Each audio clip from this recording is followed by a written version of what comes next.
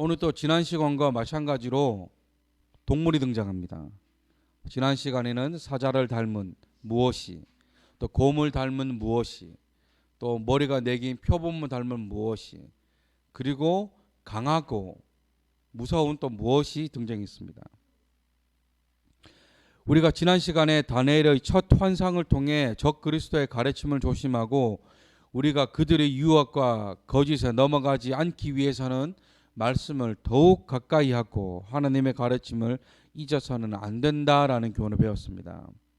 그리고 바로 다음 장인 오늘 본문 말씀인 다니엘 8장 말씀은 본문 1절에서도 언급하고 있듯이 다니엘이 첫 환상을 본 후 약 3년이 지난 시점에 있었던 두 번째 환상에 관한 말씀입니다.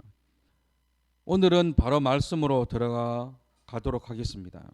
오늘 말씀인 다니엘의 두 번째 환상에는 두 마리의 동물이 등장합니다. 하나는 순양이고 또 다른 하나는 순염소입니다.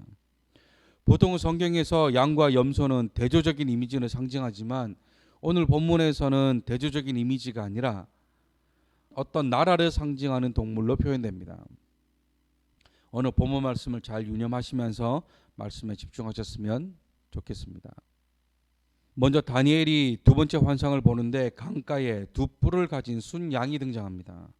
그리고 그 양에게는 긴 두 뿔이 있는데 그 중에 한 뿔은 다른 뿔보다 길고 처음에 난 뿔보다 나중에 나온 뿔이 더 길었다 말씀합니다.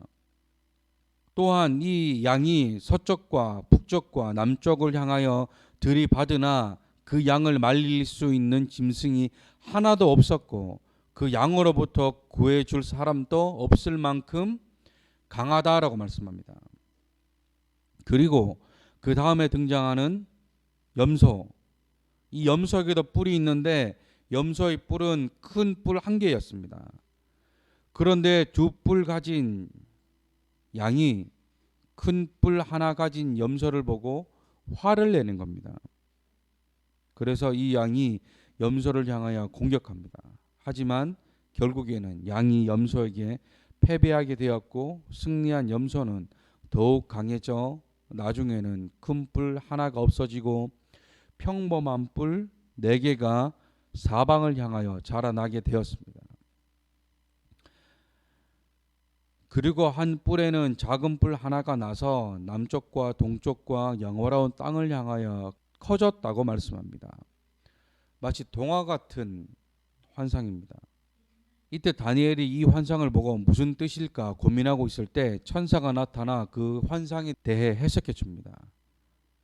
19절 말씀에 이 환상은 정한 때에 관한 것이라 말씀합니다.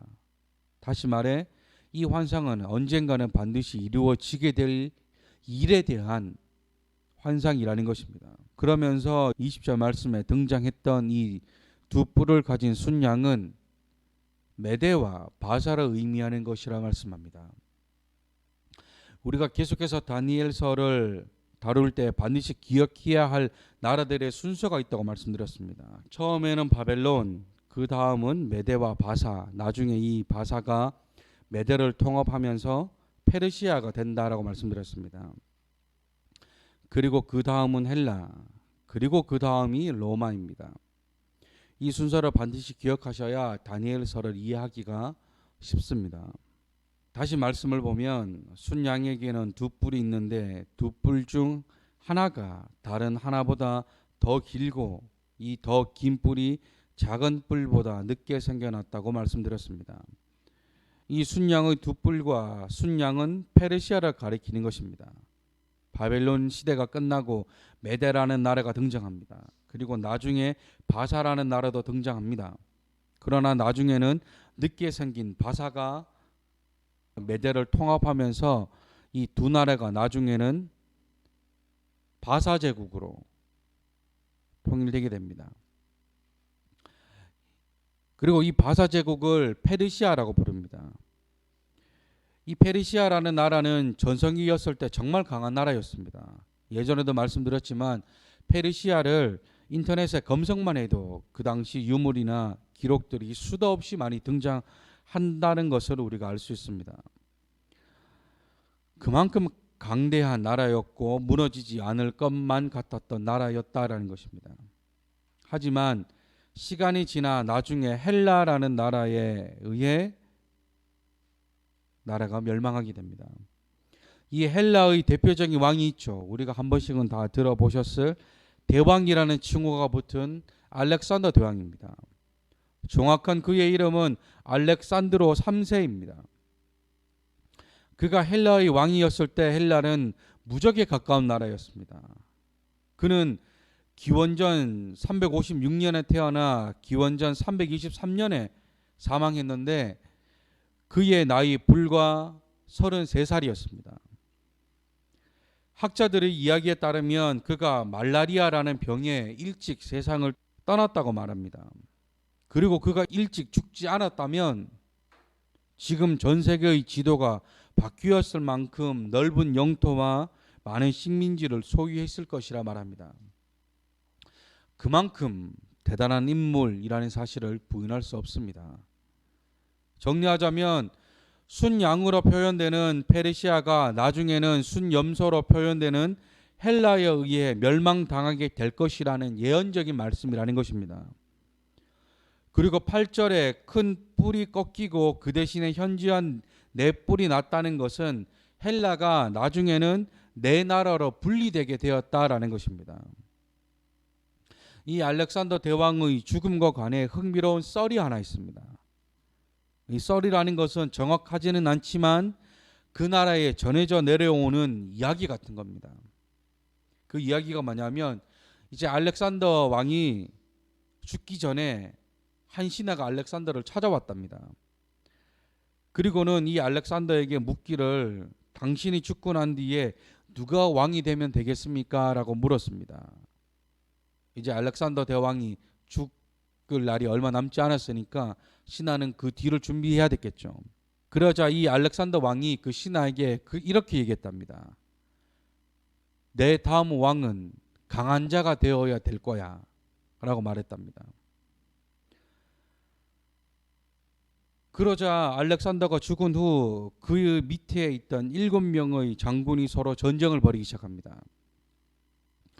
그 결과 최종적으로 4명의 장군이 승리를 잡게 되었습니다. 그래서 8절에 등장하는 현지와 네 뿔이 이 장군들을 의미하는 것으로 보는 학자들이 많이 있습니다. 오늘 이 말씀들은 단순히 성경에만 등장하는 인물이나 사건들이 아닙니다. 실제로 역사학적으로 일어난 일들이 몇십 년 전 다니엘의 환상을 통해 하나님께서 보여주신 일들입니다. 다시 말해 하나님께서 말씀하신 대로 그대로 이 모든 사건이 일어났다는 것입니다. 실제로 강대국이었던 바벨론은 페르시아에 의해 멸망합니다. 그리고 이 페르시아는 처음에는 메대였지만 나중에 등장한 바사에 의해 통합되면서 바사 제국을 만듭니다. 이 바사 제국이 페르시아라는 나라입니다. 그리고 이 페르시아도 헬라라는 제국에 의해 멸망합니다. 그리고 이 헬라 제국이 전성기를 이끌었던 알렉산더 대왕 이후 분열되면서 4개의 나라로 분리되게 됩니다. 그리고 좀 더 후에는 로마에 의해 헬라도 역사 속으로 사라지게 됩니다. 마치 한편의 동화와 같기도 한 이 환상이 실제로 일어난 사실이며 하나님께서 다니엘에게 보여주신 꿈과 환상들이 하나도 빠짐없이 역사 가운데 일어났습니다. 그래서 많은 학자들이 다니엘서를 가리켜 예언서라고 부릅니다. 그런데 저는 말씀을 연구하면서 한 가지 의문이 들었습니다. 이런 예언과도 같은 일을 왜 다니엘에게만 보여주셨을까? 그렇다고 한다면 오늘 이 환상의 말씀을 통해 하나님께서 저 여러분들에게 주시는 교훈은 무엇인지 우리가 알아보기를 원합니다. 하나님의 교훈 첫 번째는 하나님은 준비된 자에게 역사하신다라는 것입니다. 준비된 자에게 역사하신다. 지난 시간에도 말씀드렸지만 다니엘은 그가 포로로 끌려온 바벨론에서 고위 관직을 맡았던 사람입니다. 그러나 그는 자신이 일하던 바벨론이 멸망했음에도 불구하고 여전히 고위 관료로서의 역할을 수행합니다. 그만큼 그가 청결하고 정직했다는 것이죠. 그리고 그는 항상 하나님의 말씀을 가까이 하고 하나님께 기도하던 사람이었습니다. 또한 그는 마음이 민첩하여 하나님께만 집중하던 사람이었습니다. 항상 하나님의 말씀에 귀를 기울이고 하나님만 사랑하고 어떤 위협한 상황과 형편 가운데서도 오직 하나님만 바라보았던 사람입니다. 지난 시리즈 때 배웠던 느헤미야도 그렇지만 다니엘도 하나님을 그의 삶에 가장 우선순위로 삼고 있었던 인물이라는 것입니다. 어떻게 보면 하나님이 우선순위가 아니라 하나님밖에 없는 사람처럼 보이기까지 합니다. 보세요. 하나님은 놀고 있는 자에게 말씀하시는 분이 아닙니다. 아무런 준비도 없이 그냥 허송세월만 보내고 있는 사람에게 하나님이 갑자기 나타나 역사하시는 분이 아니라는 것이죠. 또한 하나님은 아무것도 하지 않는 자에게 역사하시지 아니하고 아무런 준비도 되어 있지 않는 자에게 말씀하시지 않습니다. 하나님은 준비된 자에게 역사하십니다. 아멘. 마음을 청결하게 하고 세상과 구별되는 삶을 살며 하나님과 동행하기를 갈망하며 가장 중요한 하나님을 사랑하는 자를 하나님은 들어 쓰신다라는 사실입니다. 한편으로 그런 생각도 했었습니다. 만약 이 예언의 말씀이 그냥 아무것도 하지 않는 사람에게 말씀하시는 것이었다면 이 말씀은 중요한 말씀으로 기록되지 않았을 것입니다. 또한 어떤 이는 이 사실을 가지고 돈벌이 수단이나 다른 목적을 가지고 이 말씀을 사용했을지도 모르겠다라는 생각도 하게 되었습니다. 다시 말해 다니엘이니까 하나님께서 말씀하신 것이라는 것입니다. 이런 다니엘의 모습과 비슷한 사람이 또 있죠. 우리가 잘 알고 있는 꿈의 사람이라 불리는 요셉입니다. 하나님께서 바벨론 왕 느부갓네살 왕에게 환상을 통해 앞으로 바벨론에 일어나게 될 일을 예언하게 하고 그것을 다니엘이 해석하면서 다니엘을 높이고 하나님을 높이신 것처럼 요셉 시대 때도 하나님께서 바로의 꿈을 통해 앞으로 일어나게 될 애굽에서의 일을 보여주시면서 요셉이 그 꿈을 해석하면서 준비하도록 하셨습니다. 이 일로 요셉도 애굽에서 높아졌고 하나님의 이름도 높아졌습니다. 이 다니엘과 요셉은 비슷한 점이 참 많은 사람 같습니다. 정리하자면 하나님은 아무런 준비가 되지 않는 자에게 큰 일을 맡기시지 않는다는 것입니다. 하나님은 준비된 자를 사용하신다는 것입니다.